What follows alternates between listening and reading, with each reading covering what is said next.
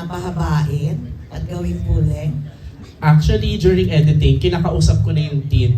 So, oh, kaya nyo bang buuin yan? Ganto, ganyan. Hanggang ilang minuto, ilang minutes. Max ang kayang ihaba. 35 minutes. Yeah, including the materials na meron kami.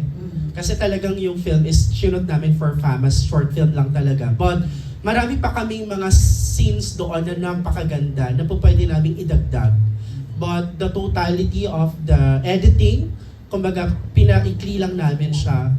But the whole, yung social issues na tackle namin. Number one, about the bullying. Then yun, war on drugs. Yan. And then also, yun sa single parents. And then, yung poverty is not a reason para tumigil ka sa pagkamit ng pangarap mo sa buhay. Ayun po. So, yun nga, may plano naman na gawing mahaba. Yes po, yes po. And for commercial showing, meron din. Yes, sana po. Yun po. After this, FAMAS, ang main goal muna namin, makapasok ang entry. And then, kapag napasok na siya yung entry namin, so lahat naman magpa-follow na po yan. So, si Lord na po bahala.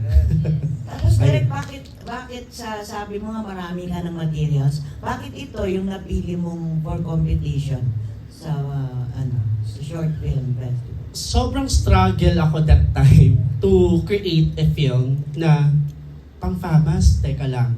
Kasi tumatak na sa ating mga Pilipino kapag sinabing FAMAS, heavy drama. Parang gano'n, pang FAMAS yung actingan, ganyan-ganyan, di ba?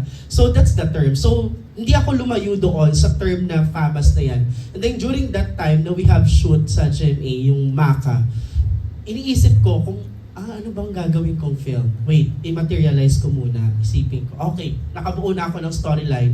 Then kinontak ko kaagad yung writer. Doon in fairness naman po sa writer namin, she's a PWD. Ang ginagamit niya lang pong pagsulat is only cellphone, tapos stroke patient din siya.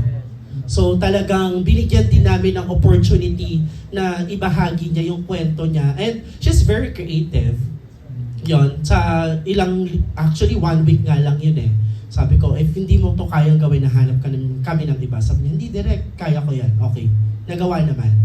Yon, sobrang grateful and honor kami kasi talagang magagaling yung team kahit mga baguhan. Ayun po. Thank you, Derek. Thank you so much po.